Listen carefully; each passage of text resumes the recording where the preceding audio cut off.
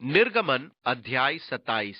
अब बाहरी ओर उन्हें एक आंगन बनाना था जो कि 75 फुट चौड़ा और 150 फुट लंबा हो। इसके चारों ओर 7.5 फुट ऊंचे पर्दे लगाना। अतः ये आंगन का क्षेत्र 75 फुट चौड़ा तथा 150 फुट लंबा था। ये तंबू के बाहरी प्रांगण का नक्शा है।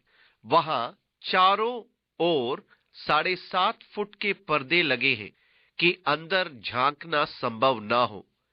इन पर्दों को डंडों पर बांधना था और ये डंडे पीतल के सॉकेट में रोके जाते थे। जैसे मैं पहले कह चुका हूं, तंबू और उसका सारा सामान उठाकर ले जाया जाने वाला था। तब वे तंबू को खोलकर अपने साथ ले जाते थे और ये लेवी का गोत्र था जिसे तंबू को खोलना, समेटना और उठाकर ले जाना था।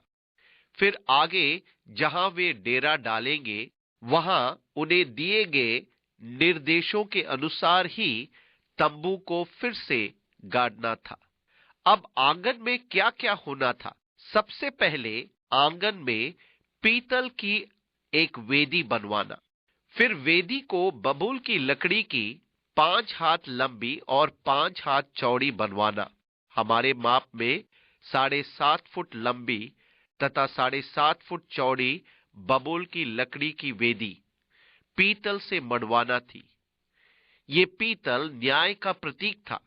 इसी के ऊपर बलिदान चढ़ाना होते थे। निर्गमन 27 पहला और दूसरा पद। इस वेदी की ऊंचाई 4.5 फुट थी। चारों कोने पर 4 सिंग बनवाना। निर्गमन 27 दूसरा पद। इस वेदी के चारों कोने पर 4 सिंग ढालकर बनाए जाए। प्रत्येक कोने पर एक सिंग लगा हो। इसे पीतल से मढ़ा गया हो। उसने आपको पहले तंबू की साज सज्जा का, तंबू का, फिर बाहरी आंगन की साज सज्जा का, फिर बाहरी आंगन की स्थापना का विवरण दिया है। इसके आगे पद 20 में हम दीवट के लिए तेल के बारे में देखते हैं जिसे प्रकाश देना है। फिर तो इसराइलियों को आज्ञा देना कि मेरे पास दीवट के लिए कुट के निकला हुआ जलपाई का निर्मल तेल ले आना, जिससे दीपक नित्य जलता रहे। मिलाप के तंबू में उस बीच वाले पर्दे से बाहर जो साक्षी पत्र के आगे होगा, हारून और उसके पुत्र दीवट सांझ से भोर तक यहोवा के सामने सजा कर रखे। ये विधि इसराइलियों की पीढ़ियों के लिए सदैव बनी रहेगी। निर्गमन 27 20 और 21 पद। इस सोने के दीपदान में जैतून का शुद्ध तेल डाला जाना था और हारून और उसके पुत्रों का कार्य था कि वे दीपदान की देखभाल करें कि यह निरंतर जलता रहे और कभी बुझने न पाए। अब आइए हम इस्राएल का इतिहास देखें। शमूएल की मां ने उसे बालकपन में ही प्रभु को समर्पित करके मंदिर में छोड़ दिया था।